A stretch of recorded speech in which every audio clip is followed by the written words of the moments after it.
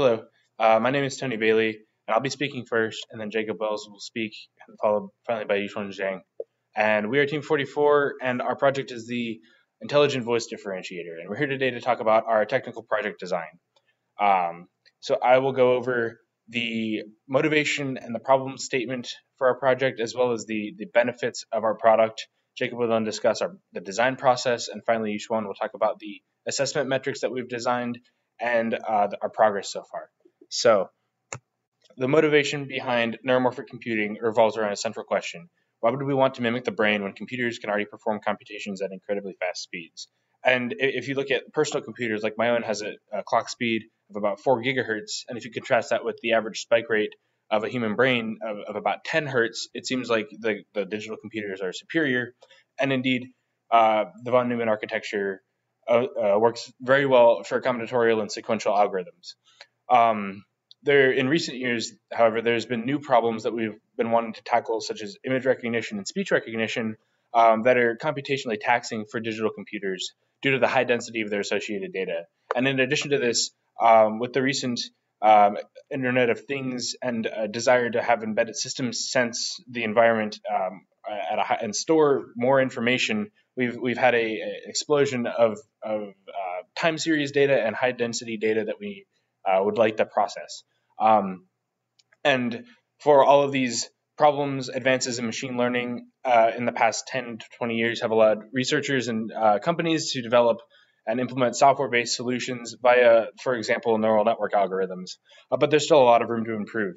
So, for example, the current state-of-the-art deep neural networks are extremely resource intensive, and they consume a significant amount of energy to train, in addition to being very large in size. But they're very efficient at classifying and identifying images.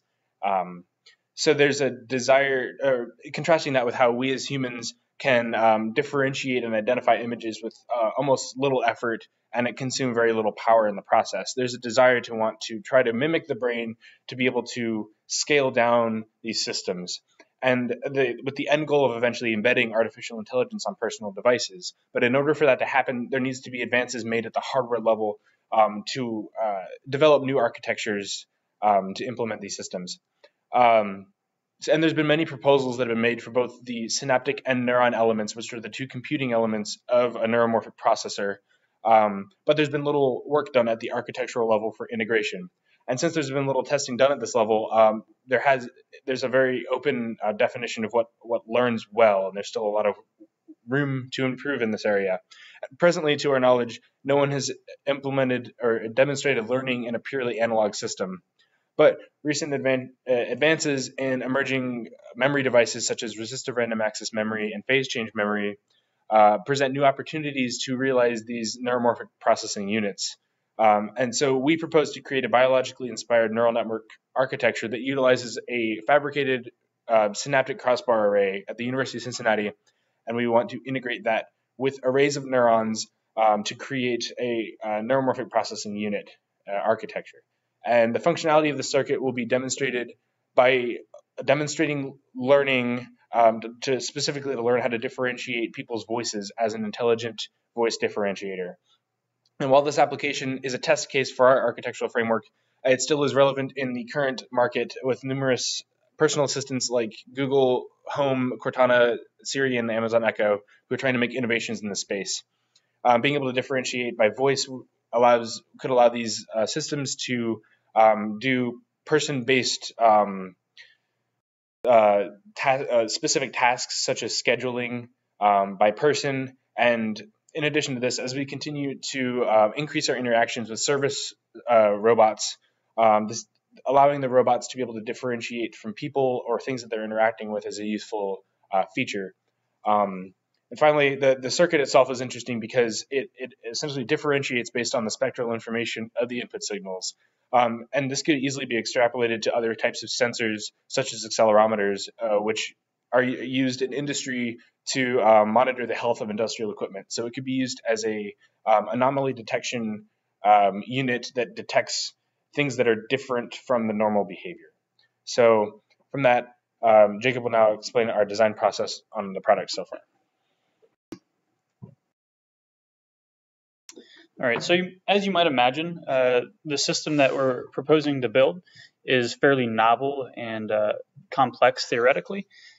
So we decided that before we started any design, it was important to first lay out a solid design process to help the design process go more efficiently and avoid any big time sinks, and really help with such complicated subjects.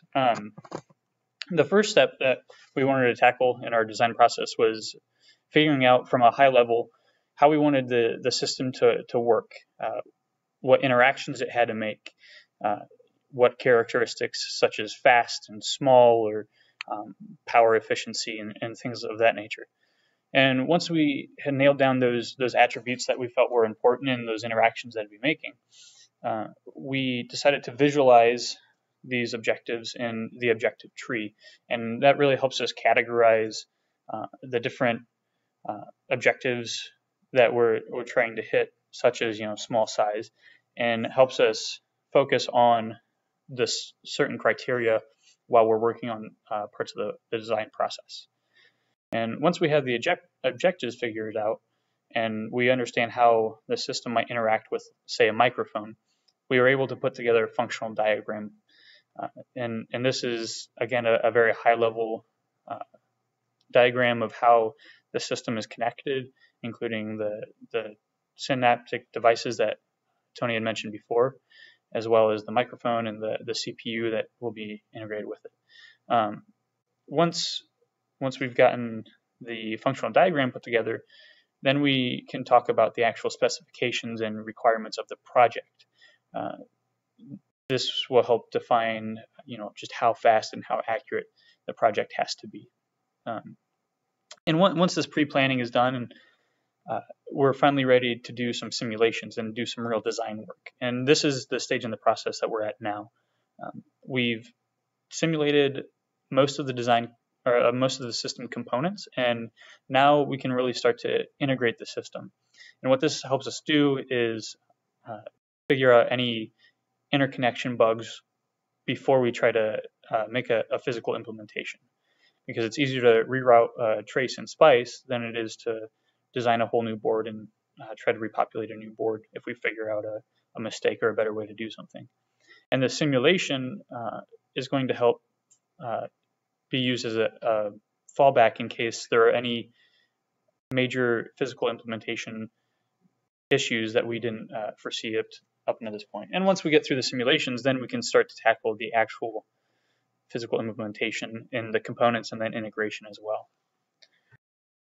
So this is the attribute table that we had put together. In the objectives, you can see the standard small footprint, low power, quick learning, as well as high accuracy learning. And the constraints really put some numbers to how fast and how accurate we want. At least a 90% accuracy, and train within a minute and actually do testing on people's voices within 1 second. And to accomplish these things, we will take in a test phrase through a microphone. So the user will speak into a microphone, and we'll be able to feed that into the system and test their voice that way.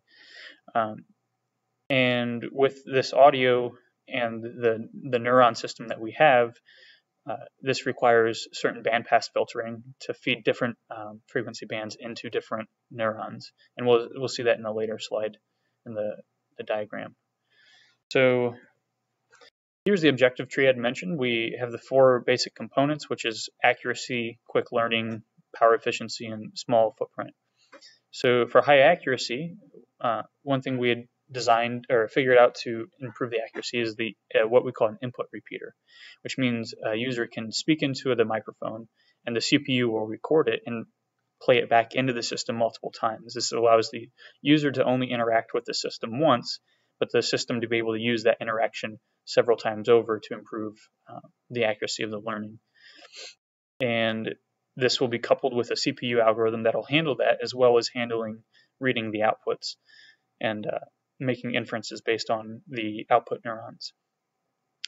And along with having audio, you also have to have good signal management, it's easy to have noise, especially with these synaptic devices, which are high resistance. Noise is easily introduced. So having high quality hardware, low noise components is very important for an accurate assessment. To improve the learning speed, we are implementing output inhibition, which allows spiking output neurons to lower the spike rate of the other neurons, and that allows one or multiple winners to rise among the neurons quicker. And one other thing is for learning rate is increasing the spike rate. So as Tony mentioned, the biological system uses about 10 hertz spiking rate, and we can increase that and speed up the learning rate that way by just having a faster clock, essentially. For power efficiency, we're going to try to keep the cycle time short, not use any more time than necessary, and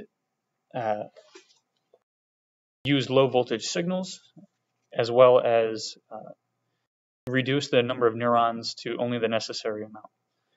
So those all should help with the efficiency of the entire system. And to decrease the size, we're going to resort to surface mount components and packaging the synaptic devices in a surface mount component as well.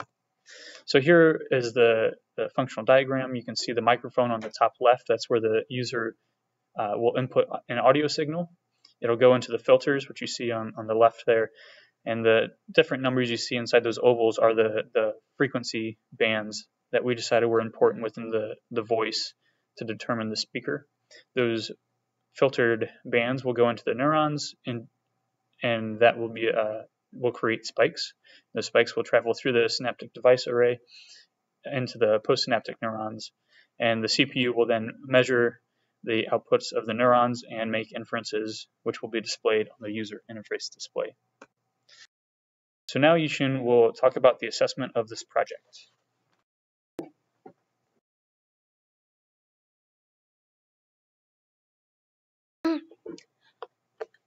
So our project requirements were determined by utilizing our function table.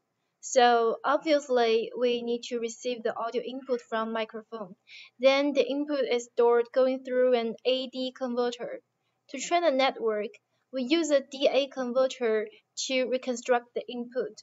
The data should be recorded and played back to be sent to the neuromorphic processor. The amplitude of the audio signal will be encoded into the neural firing rate. The synaptic elements will be trained due to the interaction of pre and post neurons. In the event that the fabricated devices cannot be integrated, a simulation of their behavior will be used to demonstrate the circuit's potential operation. Our final functional goal is that the network can recognize unique users. We also made the cost estimation table. The project costs are broken down into sections based on the separate blocks within the system. Fabrication costs account for the expenses incurred during fabrication of the synaptic devices. This portion will be funded by the Microelectronics and Integrated Systems with Neuron-Centric Devices Laboratory. The input filter costs include the components necessary for filtering the microphone input into separate frequency bands. Likewise, neuron costs account for the component costs for the spiking neurons. Accessory costs are the cost of items necessary for integrating the different blocks. This includes items such as the circuit board, connectors, and the user interface. So far, we have made significant progress. So for the simulation, we modeled a neural circuit using SPICE. We also created a model of synaptic elements using SPICE components and integrated the parts into a simple network. So far, we have demonstrated potentiation of synapses. The next step is to demonstrate learning in a small test case. As for the fabrication part, the semiconductor fabrication testing work is nearly finished. We still need to work on characterizing these devices and designing packaging for them. Concurrently, we will be designing the PCB to integrate the system together based on the finding of our SPI simulations. But there are a few things that we are worried about. Yield of crossbar synaptic elements is still being refined, so it may be hard to get many viable chips fabricated. The second issue is the schedule is rather tight to get devices packaged and integrated. The third concern is that we need to empirically determine the smallest array size that can successfully differentiate voices. And our core point machine learning is another issue, since we don't know yet how the unsupervised learning will perform. So in summary, based on our project statement, we defined objectives and came up with desired attributes. Based on that, we created a functional diagram of our design, and we also identified product requirements and matrices to access their success. We created an estimated budget table. So far we have already made significant progress, simulating and fabricating the synaptic elements. But we know we still have so many challenges to solve.